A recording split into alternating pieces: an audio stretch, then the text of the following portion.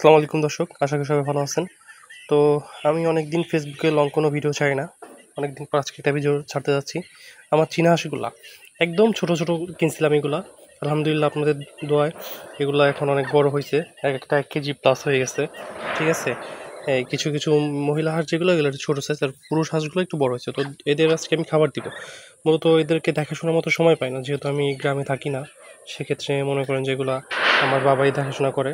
তো এখন আমি আসছি খাবার দিতে এদেরকে। আপনারা দেখবেন এটা আমাদের পোলট্রি ফার্ম, এখানে আমরা ওকে রাখি, ওদেরকে রাখা হয়। তো এখানে ওরা চলাচল করে, এদেরকে কখনো বাইরে ছাড়া হয় না, পানিতেও ছাড়া হয় না। মোটামুটি এখানে একটা একটা তাফাল দেখতেছেন, ওই তাফালে পানি দিয়ে মাঝে মাঝে ওদেরকে গোসল করানো হয়। তো এখন আমি ওদেরকে খাবার দিতে আসছি। প্রায় 4টা বাজে। সকালে একবার দিই, দুপুরে একবার দেওয়া হয় না, বিকালের দিকেই দিই।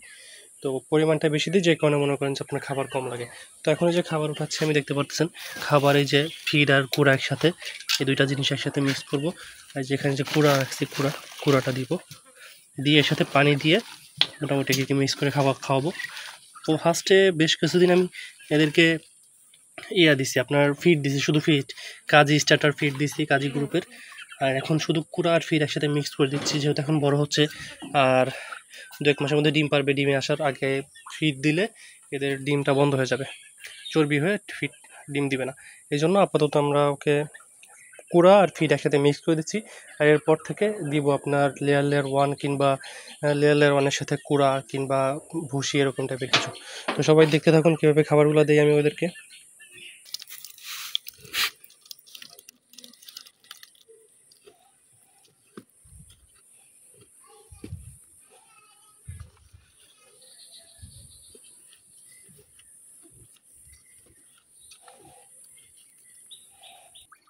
তো আমি এটাকে পানি মিক্স করে আনছি, এখন এদের খাবার দিব। আপনারা দেখেন এরা খাওয়ার জন্য খুব পাগল হয়ে গেছে।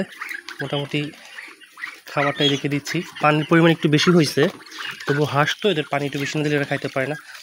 আমি দেখবো যে এরা খাবারটা খাওয়ার কতক্ষণ পর, যদি ওদের খাবার চাহিদা থাকে আমি আবার দিব, আর যদি দেখি যে পেট ভরে গেছে আর খাবার দেওয়া লাগবে না তাহলে দিব না। তো এখানে 2টা মুরগি আছে আর কি, আমাদের পোলট্রি ফার্ম, তো ফার্মের এই কিছু মুরগি থাকে, ওইগুলো একদম ছেড়ে দিয়ে পারি দেশি মুরগির মতো, ওইগুলো একদম দেশি মুরগির মতো হয়ে গেছে। এই হাঁসের সাথেই থাকে, একসাথে খায়, দেখতেছেন আপনারা। তো হাঁসগুলো খুব মজা নিয়ে খাইতেছে। মোটামুটি আমার ইচ্ছা আছে এই হাঁসগুলা দিয়ে ডিম পাড়িয়ে ভবিষ্যতে আরও বাচ্চা ফোটানো, এবং সেগুলো দিয়ে বড় একটা চীনা হাঁসের খামার করার। তো মোটামুটি এই ঘরটা আমি রাখছি চীনা হাঁসের জন্য, ভাবতেছি এটাতে আর মুরগি উঠাইতে দিব না, আব্বুকে বলবো যে এটাতে আর মুরগি না উঠায়।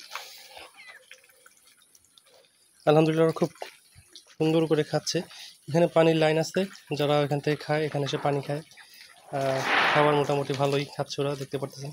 তো সবাই দোয়া করবেন আমাদের জন্য। তো মোটামুটি আজকের মতো ভিডিও পর্যন্ত, আবার আগামীতে নতুন কোনো ভিডিও দেখা হবে। আর মোটামুটি আমি ইউটিউবে এখন রেগুলার ভিডিও ছাড়তে পারতেছেন, যে কারণে আমি গ্রামে থাকি না, এই জন্যই। তো সবাই ভালো থাকবেন, আসসালামু আলাইকুম।